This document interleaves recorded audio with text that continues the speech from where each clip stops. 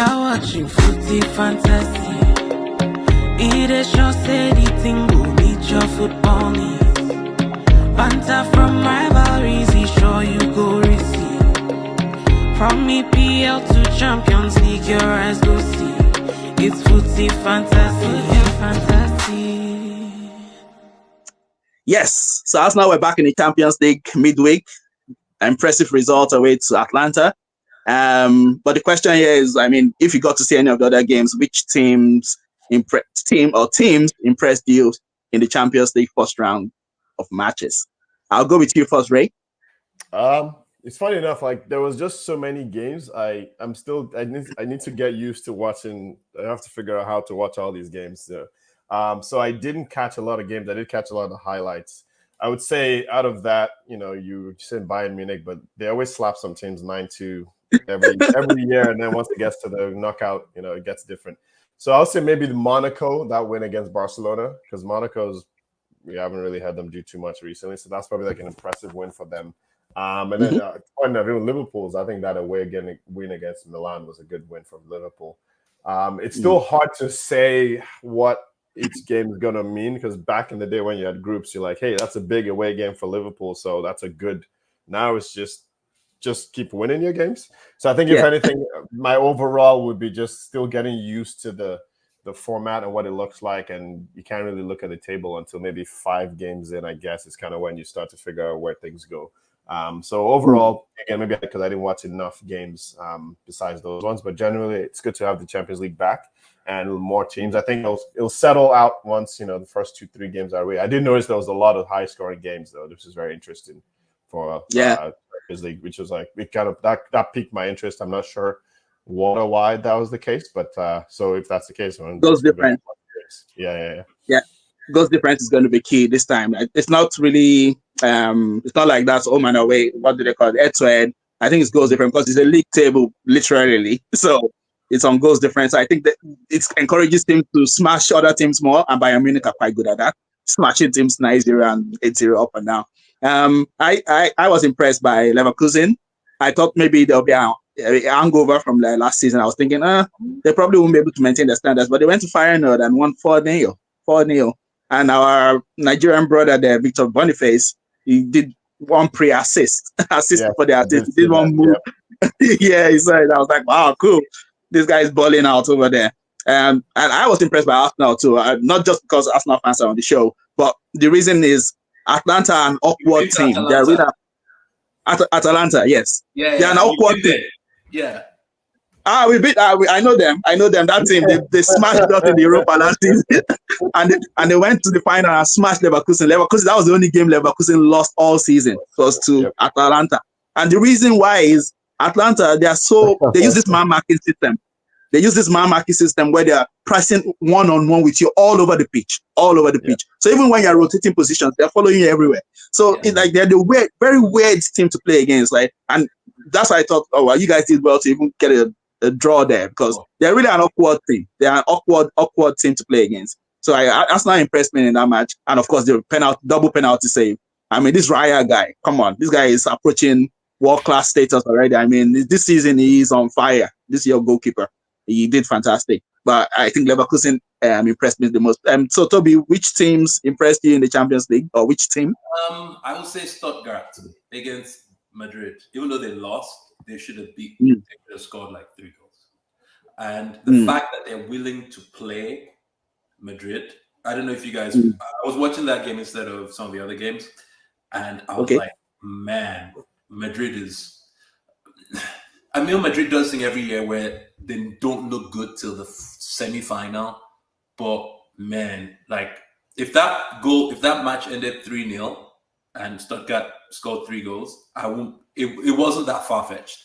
So I was actually impressed with how they played, because I wasn't expecting them to really put up a fight. So I think there's some German teams that have some really, really good players and have some really, really good managers. And Stuttgart played that. I was impressed by them, because I was like, oh, Madrid is going to, kill these people. And nah, they weren't. Fantastic. They still won, but I was impressed by Stuttgart, for sure. Yeah. I was even surprised that for some reason I assumed Bayern Munich came second last season, but actually it was Stuttgart who finished second. Oh, I really? mean, yeah, Oh, I didn't I think that's good. Yeah. Mm. So, me, I was surprised. I was like, oh, so they're actually good. I mean, they This is could the finish life I'm second. going to give. Every year, the EPL, every year, these referees get together and this is where refereeing in England needs to change. They say they want to pass a new rule that has nothing to do with football. And this is the hill they want to die on. So 2 seasons ago, what did they say? They said, managers have been stepping outside their box too much. We don't like it. We are going to say the first manager that steps out of his box, we're going to card him. Charity Shield, Arteta steps out of his box. They ran, give him a yellow card for that. And that's because instructions from the Premier League refereeing, PGMOL, is you should clamp down on this. We've already told all Yeah. the teams before the season, hey guys, this is what we're watching for. So want your players, so make an example. And for some reason, it always happens to be Arsenal. They did that. Last season, it was, hey, people delayed the restart on throw-ins. And who was the first person to get sent off? Tomiyasu for a throw-in where another player had done it and left the ball, and he ran and picked it up, and the referee was like, second yellow, you're off. These rules that the PGMOL decides to enact make no sense because they're not addressing player welfare, which is like things that actually hurt players, like two-footed lunges. They're not clamping down on those dangerous plays. They're clamping down on stuff on the margin that's not really part of the game. And then they're not using discretion because the PGMOL has told them, look, just make an example. And what always happens? The season starts, they go all in on one BS thing that means nothing. And then they stop. By November, Yep. Yeah. by December, kicking the ball will not be a yellow card again. Nope. Yep. I can tell you that. Yep.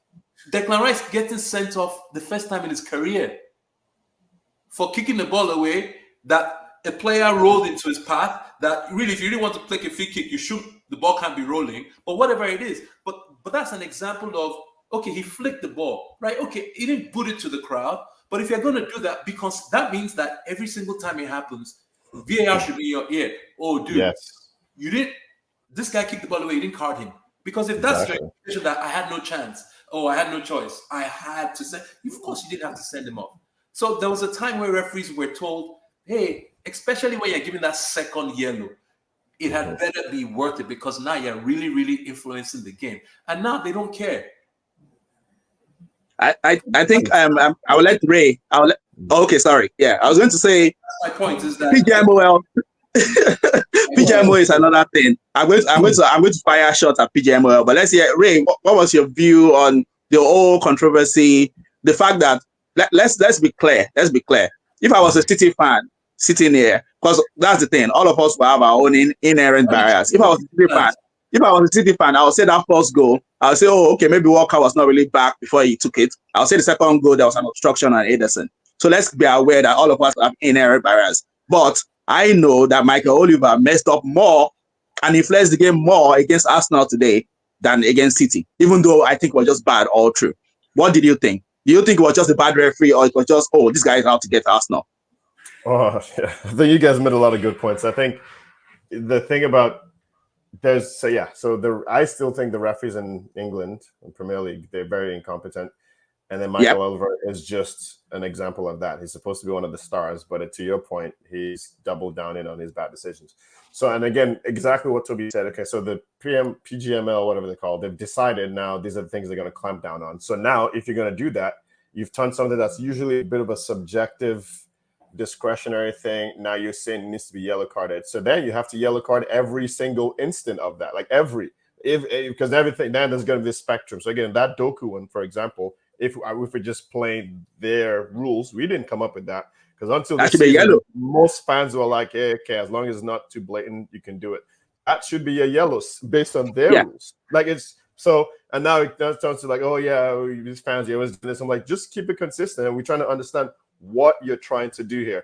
And then the other thing, which I think needs to change, in my opinion, is if we still go with this BS for whatever reason, you know how like VAR doesn't check yellow cards, he only checks reds. You need to go without checking second yellows, because if the intent was because a red could have such a significant impact, yada yada yada yada, then second yellows, you need to add that to the situation. I don't care. But Yeah. if that's what they want to do, right? Because it does influence the game. Like, it was a completely, even for the neutral, it was a completely different game the second half. Yeah. Completely different game. Yeah. So that's my take on it. It's just inconsistent in Michael Oliver. Yeah, like you've said everything I need to say about that guy. And I think it's just ridiculous. But like you said, by November, this will be gone away. Everybody will be kicking the ball out like It's true. nothing happened. Yeah. Yeah. They start the season.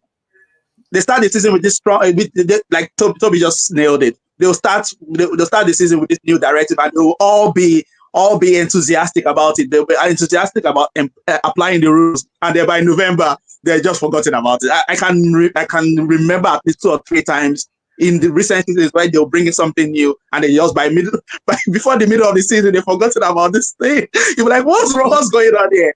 Like, what's going on? It doesn't. It's ridiculous. If you put a new rule, it should help, right?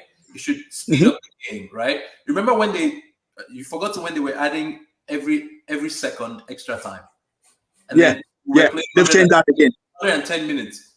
We're not playing 110 minutes anymore.